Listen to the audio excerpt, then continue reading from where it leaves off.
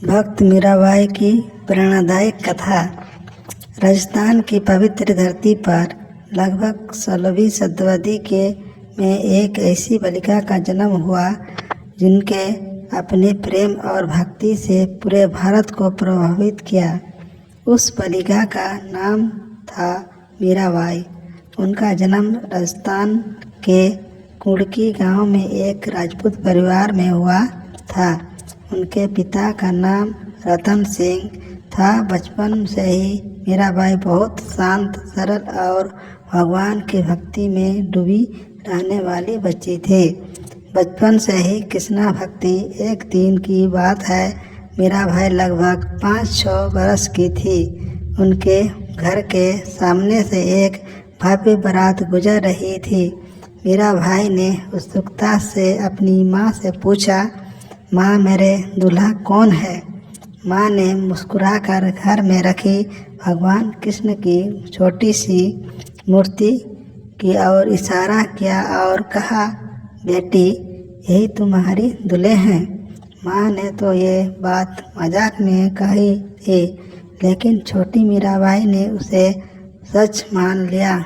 उसी दिन से उन्होंने श्री कृष्ण को अपना पति, अपना मित्र और अपना सब कुछ मान लिया। उसके बाद मीराबाई हर दिन कृष्ण की पूजा करती, उनसे बातें करती और उनके लिए भजन गाती। धीरे धीरे उनकी भक्ति और गहरी होती चली गई। विवाह और राजमहल और जीवन सब मीराबाई बड़ी हुई तब उनका विवाह मेवाड़ के राजकुमार भोजराज से कर दिया गया। विवाह के बाद मेवाड़ के भव्य महल में रहने लगी, लेकिन महल की शानो शौकत और राजसी जीवन में भी मीराबाई के मन को नहीं बांध सका। उनका मन तो केवल श्री कृष्णा के में लगा रहता था। वे महल के कामों के बजाय मंदिर के में जाकर भजन गाती और नाचती। उनके भजन पूरे महल में गूंजती रहती थी। मीराबाई अक्सर गाती थी, मेरे तो गिरधर गोपाला, दूसरा ने कोई। उनके लिए श्री कृष्णा ही सब कुछ थी। परिवार का विरोध। राजमहल के लोग मीराबाई की भक्ति को समझ न पाए। उन्हें लगता था कि एक घराने की बहू को साधु संतों के साथ बैठकर भजन गाना उचित नहीं है। धीरे धीरे विरोध बढ़ने लगा। मीराबाई को कई बार से रोका गया, डांटा गया, लेकिन उनकी भक्ति में कोई कमी नहीं आई। कहा जाता है कि एक बार उनके दुश्मनों ने उनके मारने की योजना बनाई। जहर का प्याला। एक दिन मीराबाई की एक प्याला भेजा गया। कहा गया है कि यह भगवान का प्रसाद है।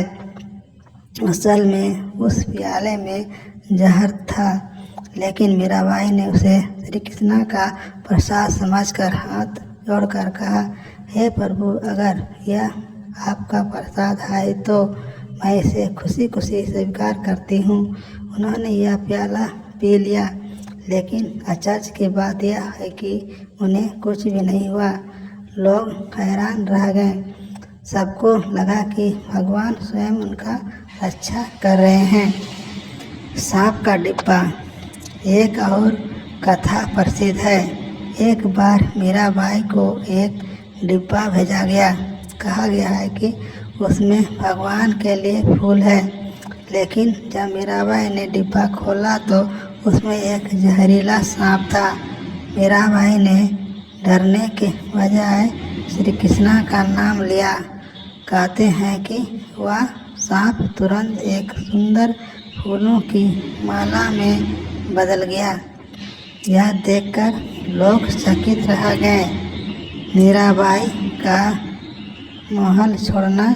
महल में लगातार विरोध और परेशानियां के कारण मीराबाई ने एक दिन निर्णय लिया कि अब वह राजमहल छोड़ देगी।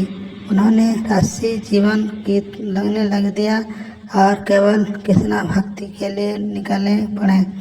वे भजन गाते हुए कहीं पवित्र स्थानों की यात्रा करने लगी। सबसे पहले वे गए बनारस, जहाँ श्री कृष्णा के अपना बचपन बिताया था।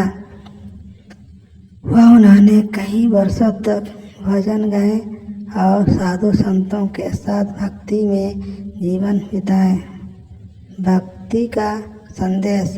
मीराबाई जहाँ भी जाती लोग उनके भजन सुनने के लिए इकट्ठा हो जाते। उनकी आवाज़ में इतनी भक्ति और प्रेम था कि लोग की आंखों में आंसू आ जाते।